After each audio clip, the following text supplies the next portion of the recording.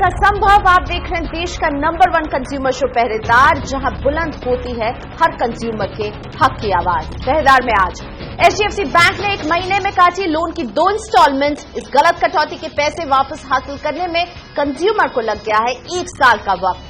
ICICI bank की लापरवाही का शिकार हुआ उसका होम लोन ग्राहक। बैंक की गलती से उठाना पड़ा हजारों का आर्थिक नुकसान और शॉपक्लूज से रिफंड के हफ्तों के इंतजार को पहरेदार ने खत्म किया बस 3 दिन में। गलती करता है बैंक, लेकिन इसका खामियाजा भुगतते हैं कंज्यूमर। गाजियाबाद के सुधीर कुमार गुप्ता के साथ कुछ ऐसा ही हुआ। सुधीर जी ने एचडीएफसी बैंक से ऑटो लोन ले रखा है, जिसकी ईएमआई है करीब 4,500 रुपए। हर महीने ईसीएस के जरिए सुधीर जी की किस्त का भुगतान करते हैं, लेकिन अक्टूबर 2014 में एचडीएफसी बैंक ने 2 बार ईएमआई काट ली। सुधीर जी पहुंचे बैंक के पास, काफी बातचीत हुई, कहा गया कि बैंक इस पैसे को कैसे वापस करेगा, तो बैंक ये मानने के लिए तैयार नहीं था कि इस तरह से 2 बार कटौती हुई है। लेकिन सुधीर कुमार गुप्ता हमारे साथ हैं फोन लाइन पर, समझते हैं इनका पूरा केस इनसे ही। नमस्ते सुधीर जी, स्वागत है आपका। क्या हो रहा था आपके साथ, कैसे आपको पता चला कि 1 ही महीने में 2 ईएमआई काटी गई है, और इसके बाद किस तरह से आपकी बातचीत शुरू हुई बैंक से, बताइए सर। जी मैम, मैंने एक ऑटो लोन लिया हुआ है एचडीएफसी बैंक से। तो मेरी इंस्टॉलमेंट ईसीएस के थ्रू जाती है 4747 की इनके पास। तो रेगुलर ईसीएस मेरी जा रही थी। अभी अक्टूबर 2014 में 2 ईसीएस मेरे अकाउंट से कट गई। जब मैंने अपना अकाउंट चेक करा तो मेरे को मालूम पड़ा कि हाँ 2 ईसीएस इन्होंने काट दी। मैंने इनसे फॉलो करना शुरू करा, पर ये रेस्पॉन्स प्रॉपर नहीं आया। जबकि मैं सेक्टर रखा में इनके 4 से 5 बार विजिट में इनसे कर चुका हूँ। इनको राइटिंग में मैंने दिया है, बैंक के स्टेटमेंट मैंने इनको दिए हैं, बैंक से राइटिंग में दिया अपने बैंक से कि हाँ ईसीएस आपके अकाउंट में गई है। पर ये लोग अभी तक इस चीज को एक्सेप्ट नहीं करा इन लोगों ने। अभी तक पूरा साल भर हो गया मेरे को फॉलो अप करता हुआ। तो क्या कहते थे बैंक जब आप इनके पास जाते थे, क्योंकि ये आपके पास क्लियरली आपके बैंक से राइटिंग में था कि हाँ ये पैसे निकले थे अकाउंट से। बैंक की अभी भी डिनाई करता था एचडीएफसी बैंक, हमारे अकाउंट में पैसे नहीं आए आपकी। जबकि मेरा बैंक क्लियर लिख कर दे रहा है, स्टेटमेंट मेरा शो कर रहा है कि एचडीएफसी बैंक में मेरे पेमेंट रिलीज हो गया 2 बार इंस्टॉलमेंट। पर इन लोगों ने अभी तक एक्सेप्ट नहीं किया ये चीज।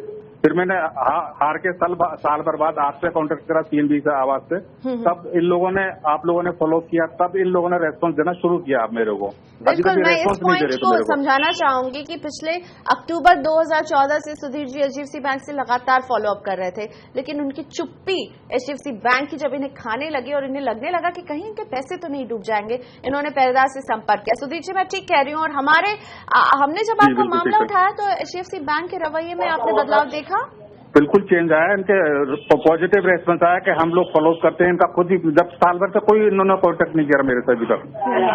जब आप लोगों से कॉन्टेक्ट किया तब इन्होंने मेरे से अब टच में है कि हाँ हम आपकी प्रॉब्लम को रिजॉल्व कर रहे हैं।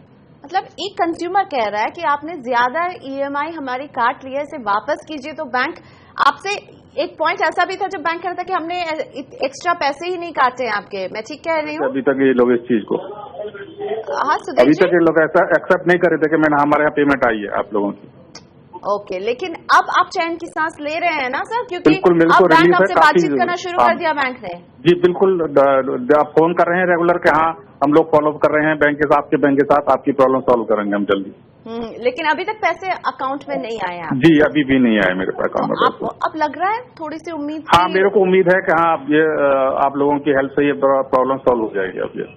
जी चलिए, तो अब उम्मीद कर रहे हैं सुधीर जी कि इनको पैसे मिल जाएंगे। 4,747 रुपए थे जो एचडीएफसी बैंक ने एक एक्स्ट्रा ईएमआई काट ली थी, और उस एक्स्ट्रा पैसे को वसूलने में अभी 1 साल का वक्त लग गया है। और इस पूरे 1 साल के दौरान बैंक की चुप्पी जो थी सुधीर जी के लिए ज्यादा बड़ी मुश्किल बन गई थी।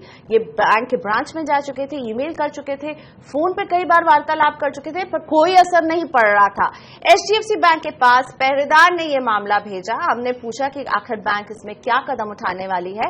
हमारे मामला भेजते ही एचडीएफसी बैंक ने हमें अपनी बातचीत में बताया है कि वो मामला सुलझाने के लिए अब कदम उठा रही है, और जल्द ही इनके रिफंड को प्रोसेस करने के लिए जो भी कार्रवाई है उसके तरफ भी कदम उठ चुके हैं, और इन्हें रिफंड जल्द मिल जाएगा। लेकिन अभी भी उम्मीद ही है, क्योंकि अभी तक रिफंड पहुंचा नहीं है। और हम आपको यहां बता दें कि हमारे शो के रिकॉर्डिंग करने तक एचडीएफसी बैंक ने हमें कोई लिखित जवाब नहीं भेजा था हमारी टीम से उनकी बातचीत जरूर हो रही है कि इस रिफंड को प्रोसेस कर दिया जाएगा, तो हमें भी इंतजार रहेगा कि कब ये पैसे जो गलत तरीके से एचडीएफसी बैंक ने काटे थे सुधीर जी के अकाउंट में कब पहुंचते हैं। लेकिन अभी फिलहाल ये रिफंड प्रोसेस में है, यह है एचडीएफसी बैंक का कहना। लेते हैं एक छोटा सा ब्रेक। यहाँ पर आगे बैंक से जुड़ी एक और शिकायत, मामला है आईसीआईसीआई बैंक की मनमानी और लापरवाही का। बने रहिए हमारे साथ।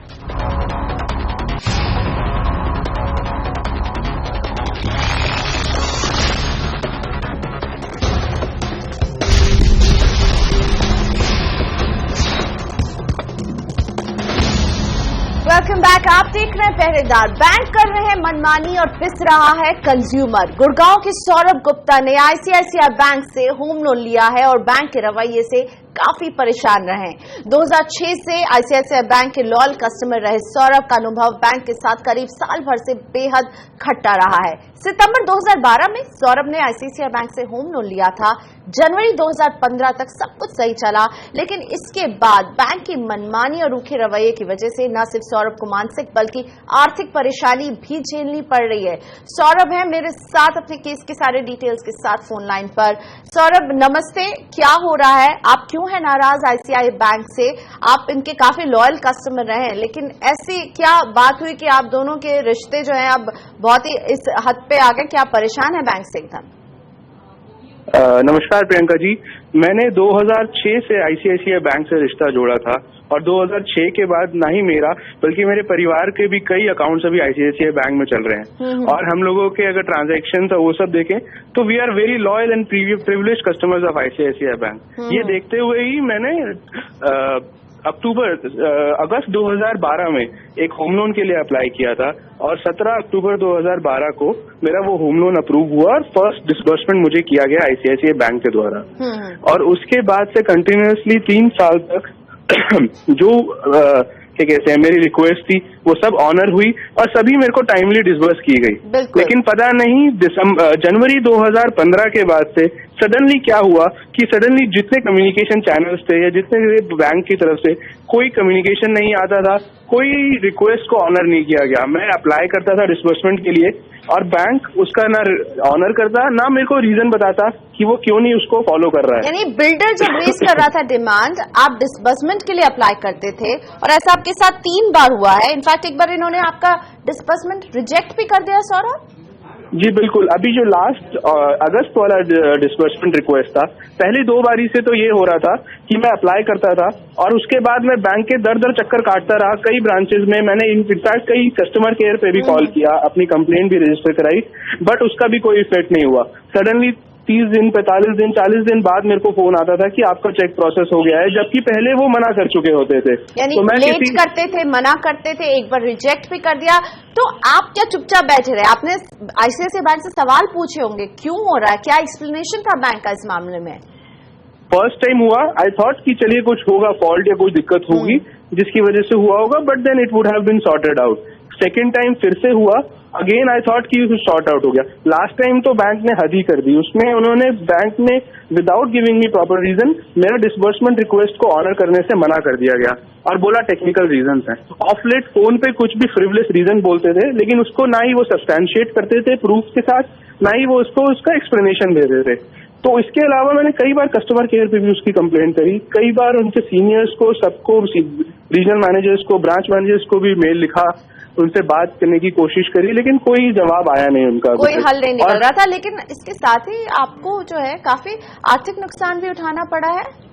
जी बिल्कुल, मैंने होम लोन बैंक से इसीलिए लिया था कि मैं अपने आप से उसको पूरा फर्निश नहीं कर सकता था। तो एक विश्वास था बैंक के ऊपर कि वो मेरे को सपोर्ट करेगा मेरे एक घर बनाने के सपने को। लेकिन अब लास्ट 3 टाइम से ऐसा हो रहा है कि वो मेरे को ना दे पा रहे हैं, तो इसलिए मुझे प्राइवेट प्लेयर से, बाहर से, अपने ओन सोर्सेज से वो पैसा उधार लेके double the rate of interest पे जो बैंक मुझसे चार्ज करता, उस पे मुझे उससे देना पड़ा 2 टाइम। लेकिन आपको अभी तक ये समझ में नहीं आ रहा है कि क्यों ये विलंब होते रहे और किस लिए आपका जो ये लोन डिसबर्समेंट है उन्होंने कैंसिल किया, ये अभी तक आपकी समझ से परे है? जी बिल्कुल, मैंने कई जगह ये पूछा कि आप क्यों डिले कर रहे हैं, क्या रीजंस हैं। फोन पे वो बोलते हैं कि कंस्ट्रक्शन इतनी हुई नहीं है जितना बिल्डर डिमांड कर रहा है। मैंने उनको प्रूफ दिया, फोटोग्राफ्स भेजी बिल्डिंग की, और उनको ये भी बोला कि हम एक जॉइंट विजिट कर लेते हैं। मैं चलता हूँ आपके साथ, आपके टेक्निकल टीम के साथ, और बिल्डर से भी कंसर्न बंदे को हम लोग ले लेते हैं, कंसर्न पर्सन को ले लेते हैं, सो दैट एक्चुअली में पता लग जाएगा कि क्या कंस्ट्रक्शन हुआ है, नहीं हुआ है। लेकिन ऐसा कुछ भी नहीं हुआ, बस ICICI बैंक आपके लोन को देने में विलंब करते हैं या फिर रिजेक्ट कर देते हैं। तो सौरभ, मुझे तो लगता है दिस पॉइंट ऑफ टाइम कि आप नहीं सोच रहे कि आपको ये अब यहाँ इस लोन को यहाँ से खत्म करके कहीं और स्विच करना चाहिए, क्योंकि अगर आप इतने परेशान हैं तो स्विच करने का रास्ता आपके पास रहता है। बिल्कुल सही कह रहे हैं आप कि स्विच करने का ऑप्शन तो है, लेकिन ऐसे मेरे ऐसे कितने और कस्टमर होंगे, कितने और कंज्यूमर्स होंगे जो इस बेरुखी का उसका सामना कर रहे होंगे ICICI बैंक के थ्रू। इसीलिए मैं पहरेदार के पास भी आया। मुझे भी समझ में नहीं आ रहा कि बैंक की लापरवाही है या कोई भूल कर रहा है। अगर कोई भूल कर रहा है तो क्यों नहीं आपको अपने सवालों का जवाब मिल पा रहा है, और ये सवाल अभी तक कायम है ना सौरभ, क्योंकि हमने भी आपका मामला उठाया, उसके बाद कुछ बदलाव आया है, कुछ उन्होंने आपसे बातचीत की है, या आपके सवाल ज्यों के त्यों हैं? देखिए, आपके पहरेदार के मेरा मामला उठाने के बाद जरूरी कोई हलचल तो हुई है बैंक में। मेरे पास कॉल आया रीजनल मैनेजर का, बट उसने भी कोई जवाब नहीं दे पाए। मेरे पास जोनल मैनेजर का भी कॉल आया, लेकिन उसके बावजूद भी वो कोई जवाब नहीं दे रहे हैं कि क्यों हो रहा है और कब तक ऐसा होता रहेगा, कि क्या उसके पीछे रीजंस क्या थे। बट अभी तक जो सवाल खड़े हैं उसका कोई सोल्यूशन नहीं मिला है। ठीक है, तो सवाल कई हैं सौरभ। शुक्रिया हमसे बात करने के लिए। हमें पता है बहुत परेशान है, इसलिए हम आपके मामले को अभी भी फॉलो अप करते रहेंगे, क्योंकि जैसा कि खुद सौरभ कह रहे हैं, सवाल कई हैं लेकिन जवाब ICICI बैंक से नहीं मिल रहा है। इसलिए बहुत जरूरी है कि ICICI बैंक जवाब दे सौरभ गुप्ता को। हमने सौरभ जी का मामला रखा हुआ है बैंक के सामने, हमने पूछा कि इनकी शिकायत दूर कर सकते हैं या नहीं, ये भी हमने सवाल उनसे पूछा है। बैंक ने हमें बताया कि उनके लोन का डिसबर्समेंट किया जा चुका है। हालांकि आधिकारिक तौर पर ICICI बैंक ने हमें अभी तक सौरभ की दिक्कतों के पीछे क्या वजह रही है, इस पे कोई भी जवाब नहीं दिया है। शो रिकॉर्ड करने तक भी ICICI बैंक से आधिकारिक जवाब हमें नहीं मिला था, हम इसका इंतजार करते रहे थे। बैंक ने अभी तक ये नहीं बताया कि आखिर किन वजहों से ये देरी हो रही है, किस वजह से इनके लोन को रिजेक्ट किया गया, और जो आर्थिक नुकसान सौरभ उठा रहे हैं उसकी भरपाई कैसे होगी। तो ICICI बैंक की चुप्पी सौरभ गुप्ता को काफी भारी पड़ रही है। इंतजार रहेगा हमें ICICI बैंक के जवाब का, और ICICI बैंक का जवाब जैसे हमें मिलेगा हम जरूर बताएंगे कि सौरभ गुप्ता के मसले में आखिर बात आगे कहां तक बढ़ी है। लेते हैं ब्रेक यहां पर। आगे शॉपक्लूज के कस्टमर को पहरेदार के दखल के बाद 3 दिन में मिला रिफंड, लेकिन कंज्यूमर कई हफ्तों से कोशिश कर रहा था इस रिफंड को हासिल करने की।